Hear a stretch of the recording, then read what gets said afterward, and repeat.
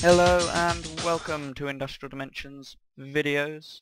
I am Twitch Nitro and this is the first part of 3 different tutorials for Redstone. This video was meant to go up yesterday. Unfortunately, due to technical issues I couldn't record it. But enough of that, and on to the tutorial. As you can probably tell by the title of this video, I am showing off a smooth stone generator design that I've invented.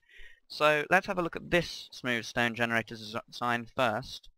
This is a quad smooth stone generator. So it has 4 smooth stone generators which feed via pistons into this. It's pretty compact and has some it's wired very well. However, I would not call the wiring simple. So let's turn it on and have a look at it run. So as you can see, it is quite fast. Having 4 different source blocks will do that, and it's quite good. I'll link in the description to the person who invented this. I like it quite a bit. However, I will now move on to my one. I think that this is perfect if you wanted to do some sort of large project, let's say a regenerating wall. But yes, let's go over to mine. So this is my design over here. As you can see, it's smaller, it's less sort of, the blocks aren't in free space, it's all in on itself. And this is just a dual one, so it requires a lot less resources and a lot less redstone to pull off. So let's run it. Now as you can see, it's slightly slower. Occasionally it'll pause and then it'll speed up more. So it'll speed up sometimes and go slightly slower. It's got less consistency because it only uses 2 source blocks. However, you could have 2 of these running and then redirect the stone, such as with this. This is what I did here. So if we quickly demonstrate the redirection of the stone. It's handy because it has a very simple sort of system here, and as you can see, as soon as the stone gets pushed out, it immediately gets pushed up, and then immediately gets pushed out that way, and it's finished, and we can just turn it off by lowering that block there.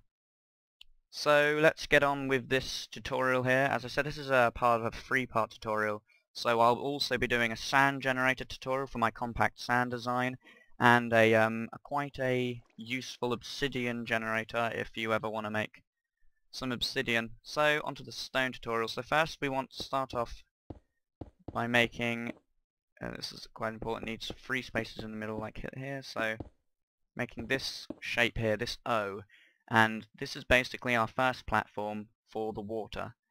And then what you want to do is you want to build a second O right next to it, so we have our figure of 8. Now, put blocks here. There? Yes, there. And here, at the back. So we want to fill that in, and then do this. So we have the letter E, and then a letter O. Or a face, if you look at it this way. I didn't notice that before. At this point, we put down our normal pistons. This is a sticky pistonless design. It doesn't use sticky oh, actually, no, it does. Uses 1 sticky piston. Now we can put in our water. It doesn't really matter if you add the water in this point, but it is important that you add the water before the lava. And this gives us this look here. So this is sort of our first stage. Now we want to add where we're going to put our lava. And so this, again, requires another O above the O underneath, and then put a block there again. Now we can add our lava. I should have probably checked that I was done, but there we go, yes I was. And so that would turn that into stone, and we have basically this is the finished smooth stone generator. Now we just we can put blocks here, it doesn't really matter. This block here does. So if we just knock out this block and now place our sticky piston here, we place our sticky piston here. Thank you very much for cooperating. And now we can start wiring it up. So it's very simple. The clock, which controls each of the pistons on to push out on the sides, is actually on top of the whole thing. So we want to put 3 repeaters pointing this way and set them to 2 ticks each, and then 3 repeaters going this way and set them to 2 ticks each, and then wire that up. Sorry, my mouse is slightly broken. Like so, and so that way it will send the redstone power down to here, which will push it out to this piston, which will then push it out this way. This might be too close for me to demonstrate later. I might end up screwing up that, but I'll deal with that problem in a minute. Next, we want to put a repeater here and a repeater here, and these will be set to 2 ticks. This is so that piston there fires 2 ticks afterwards, and then this here is just to help the whole timing of the smooth stone generation, sort of like our buffer repeater. So put this repeater here and don't change the ticks on that at all. Am I right? I'm not. Oh, good, I am. Hold on. This is, yes, good. It's all set to. And then redstone all the way down this side. And now you are almost completely completed with the design. But we have to do one more thing, and that is create this fancy little switch to allow us to turn it on. So we simply just redstone here, and then a block above that. Now this repeater takes power from this block when we power it. This redstone will also power this piston to push it up, so we don't need that redstone there. That was just testing redstone that I used to have there. And then this will also power this block here, and that will go to this torch. So if we power it now, the switch between these two is too quick, so we turn this to 3 ticks, and if you notice now, there's a delay between those two things, and that's what's going to cause our really quick sort of pulse. Oh, another thing I should add onto this, which I forgot during the actual build, I was wondering why it looked a bit weird, is I put obsidian here and obsidian here. You don't have to use obsidian, you can use a furnace. These are just protection blocks to stop the pistons when they're firing backwards and forwards very quickly from accidentally pushing the piston out and thus ruining the system ever so slightly. It will basically just turn off the whole side and push it that way. 2 blocks up here, 1 block here, and now our last redstone torch here. So this is constantly on, and then this will invert the signal, and then there we go, connect this into our clock. So what will happen is when we flick this switch, this will turn off, turning this on, which will send that redstone signal into the system. Then this torch will turn off because this will finally get the current into this wire, which will mean that it sends a short pulse into the signal, which goes around here clocking it, moving these 2 bits of smooth stone into the middle respectively. So this will move into here, this will move into here, and it will switch backwards and forwards. As that switches backwards and forwards, this pushes out after every push backwards and forwards. So if we try it out now, is it all wired up? Yes, good. Just checking. And as you can see, it's working.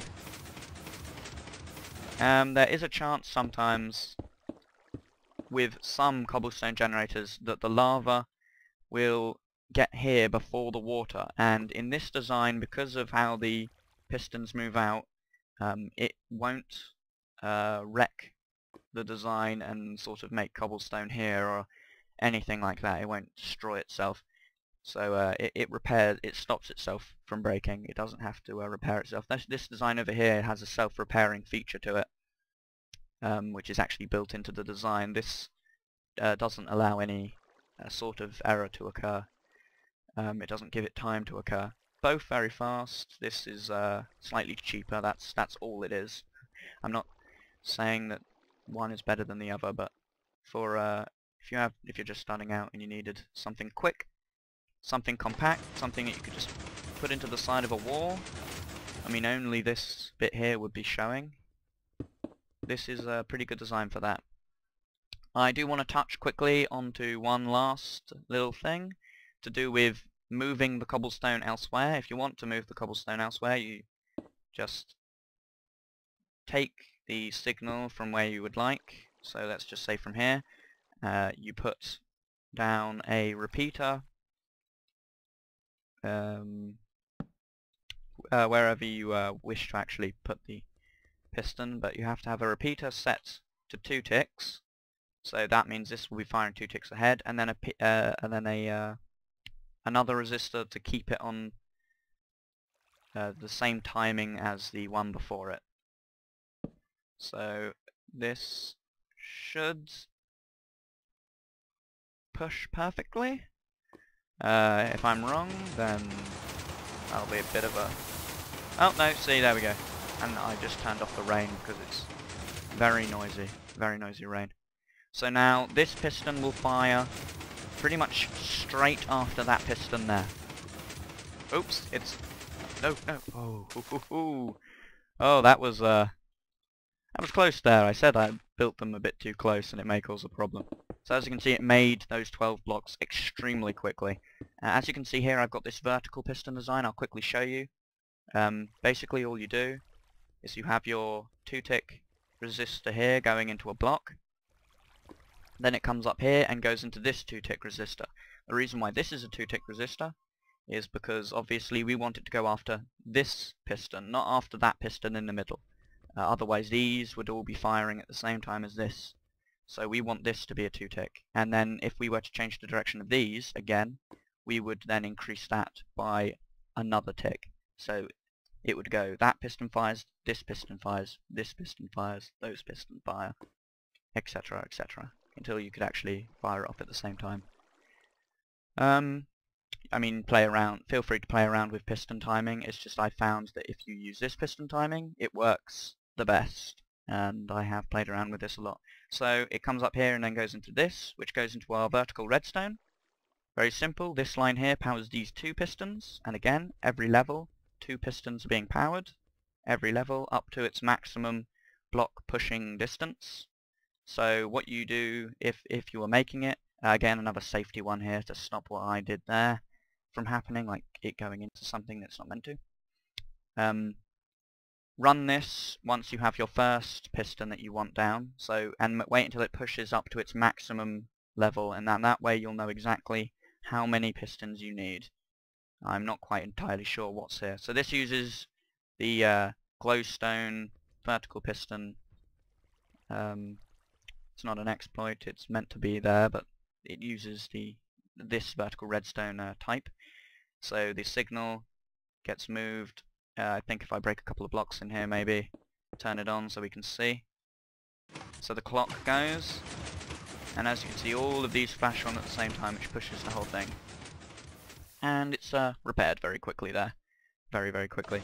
So you can have it, so you have a wall of pistons and then push this out again. And then you could have a very thick block. So this is a much better design than I've used in the past for these cobblestone generators.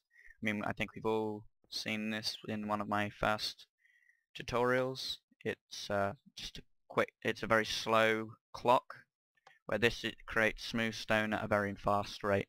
And obviously smooth stone's quite useful now because you could silk touch it, you can mine it quicker than normal cobblestone if you didn't know.